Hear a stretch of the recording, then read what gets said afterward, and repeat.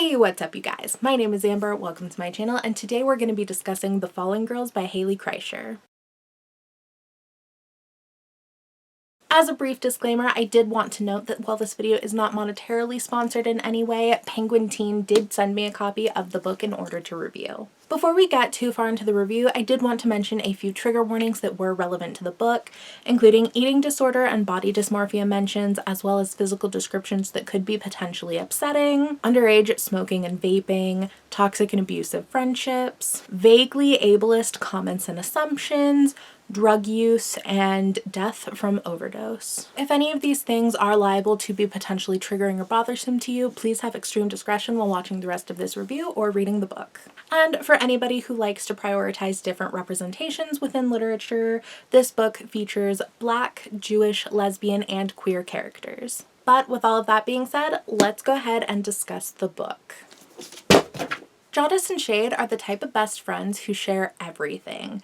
Beds, clothes, tattoos, and even toothbrushes. Until Shade decides that she wants to join their high school cheer team, an idea that horrifies apathetic and alternative Jawdis. The three Chloes, the in-girls of the school who rule the cheer squad, have mixed reactions to Shade, but they can't deny that she actually has real talent and potential. Shade finds herself stuck between two sides of herself and two different friend dynamics, until attempting to bring Jawdis and the three Chloes together at their homecoming dance, where Jawdis provides Molly for all of them to take as a peace offering that results in the reigning Chloe's death.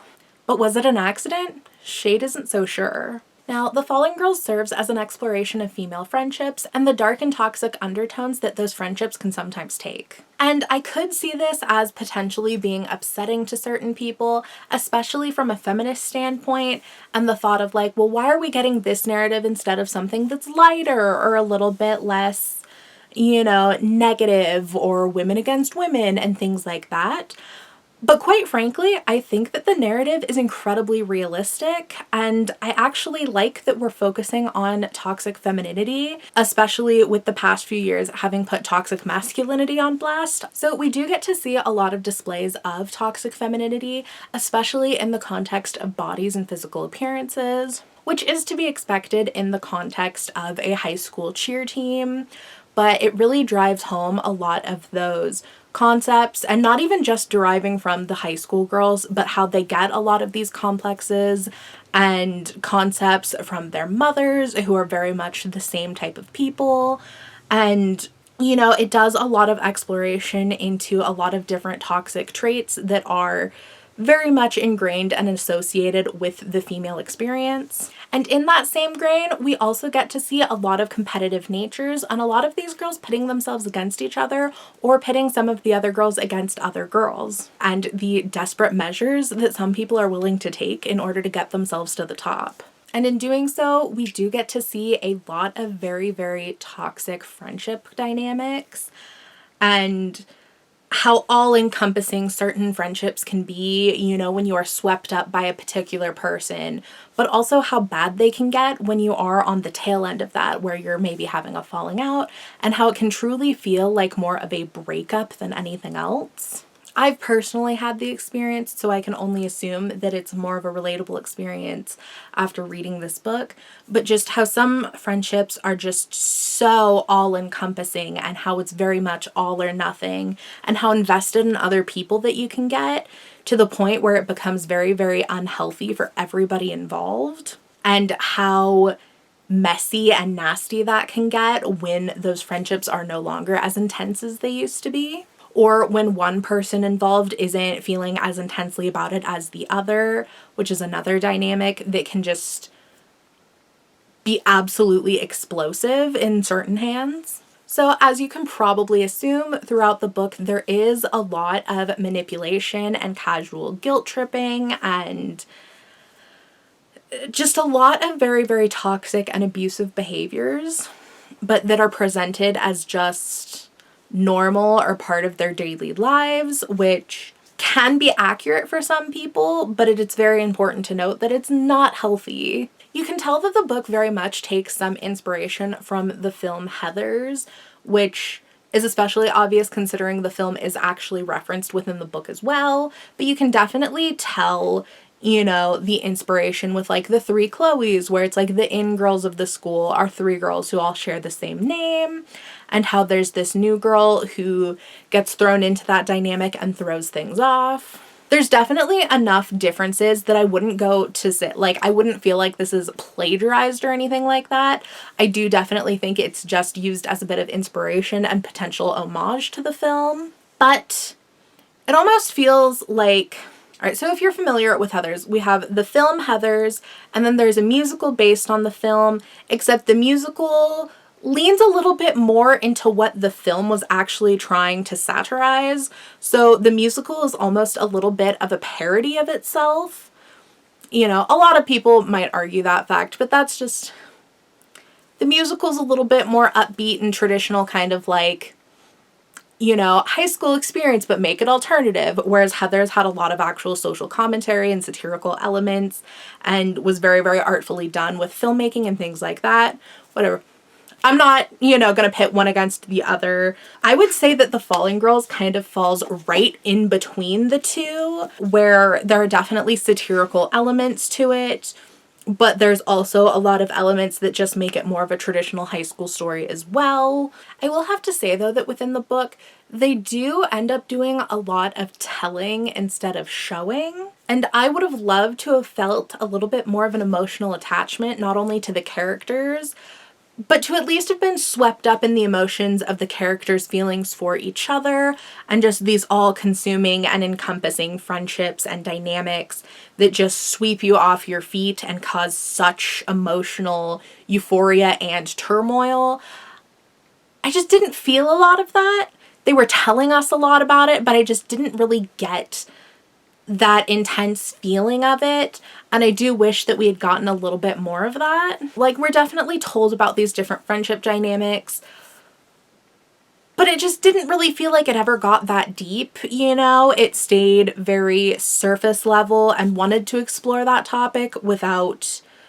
And I see, okay, backtracking a little bit, I could see the argument made that, like, they wanted to get the point across of these friendships without going too terribly into detail, so that it still remained relatable to more people. But in doing so, I do think that we lacked a little bit of the emotional investment that's required to really drive that point home. Not to say that it doesn't make its points at all. I just do think that it could have done a little bit more, you know? Another thing that was kind of annoying was the narrative is told from Shade's perspective, and she mentions herself having daddy issues at several points. But one, I feel like, I don't know, there's this whole concept of the whole like daddy issue thing, and how a lot of women and girls have these complexes because of their relationships with their fathers, whether they're absent or just toxic or XYZ. And while that is very much the case, and it is very, very true that a lot of people do have a lot of different, you know, complexes that stem from their relationships with their parents, the whole concept of like the daddy issues thing being more, you know, sexualized and made fun of at this point, it felt a little bit icky to see the term used so many times. Which isn't to say that people can't like reclaim the term, you know, and like I could definitely, you know, sit here and be like, oh yeah, I have a shit ton of daddy issues. But it just, I didn't love the use of it in a book that is aimed at high school kids, especially without like really going into it. We don't explore the relationship between Shade and her father, like what even really happened to her father. I think the point's just like, oh, he's absent and not there, but like I don't know if we know if like he's dead or if he's just abandoned, or, you know, if they even know who he is, what have you.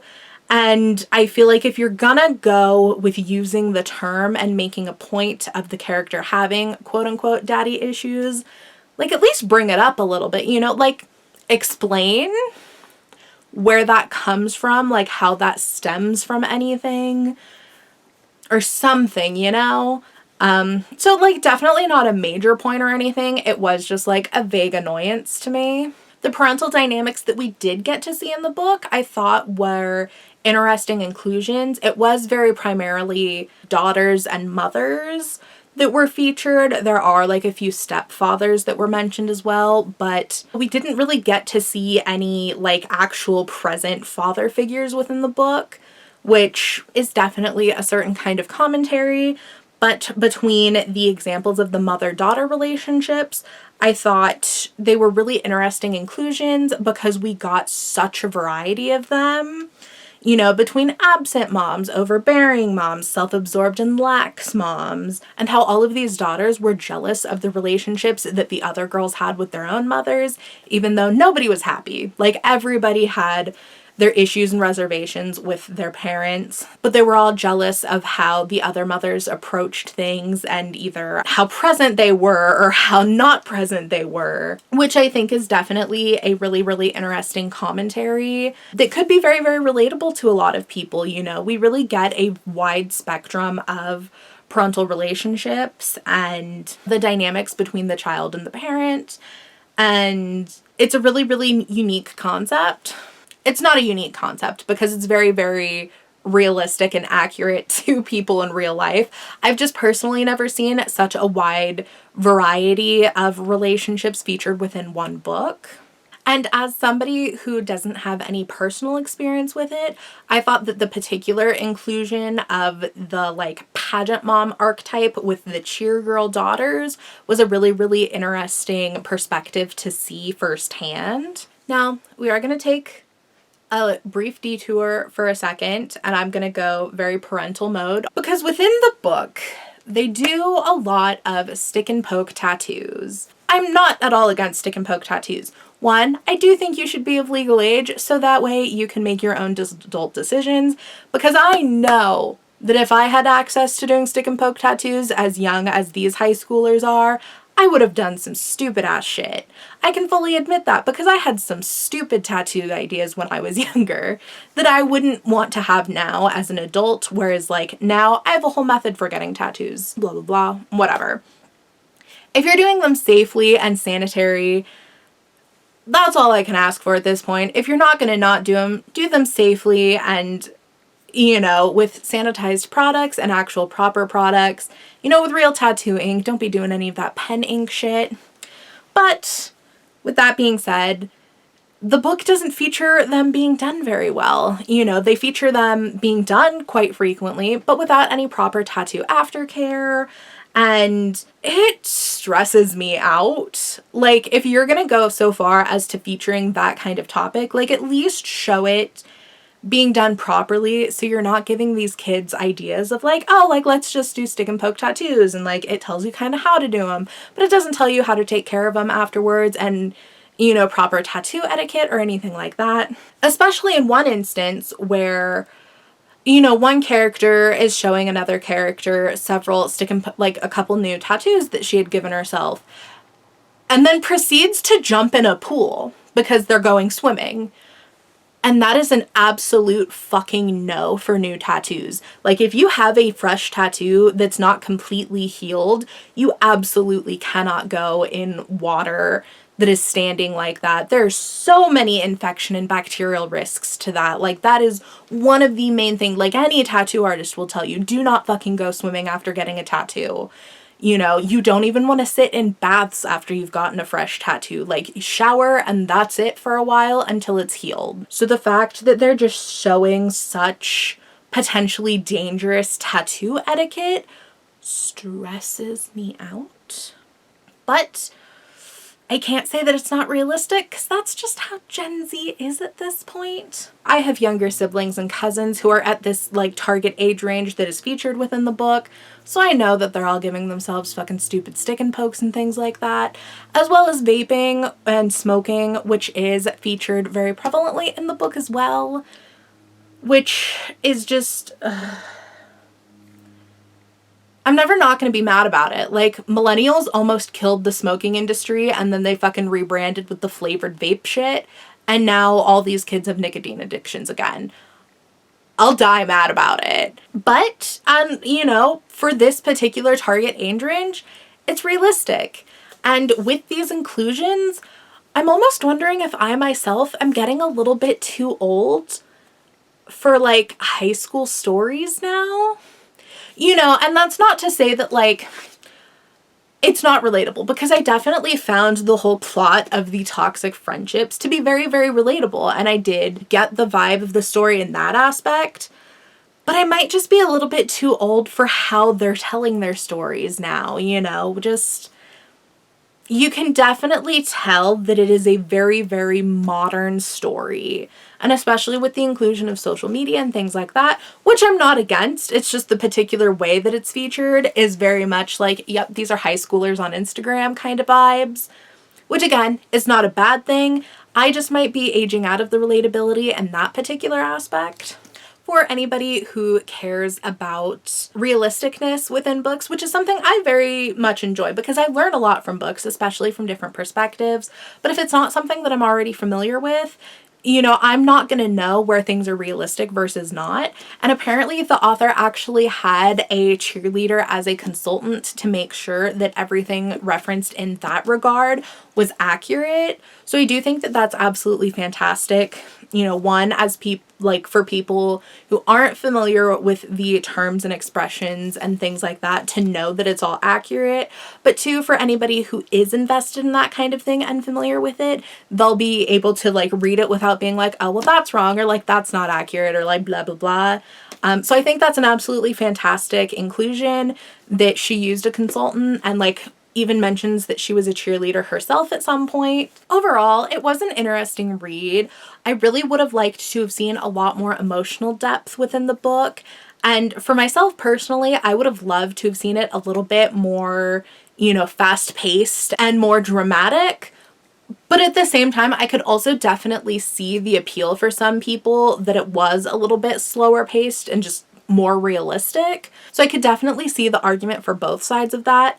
I personally think I might have been a little bit more invested had it just been a little bit snappier, you know, to just like keep my interest peaked for longer amounts of time. But at the end of the day, it was an interesting read, and I would definitely read it again. If you have any interest in checking the book out for yourself, I will leave links to Penguin Teen, the author, all that jazz down below. But anyways, thank you guys so much for watching. I had a blast hanging out with y'all. Peace.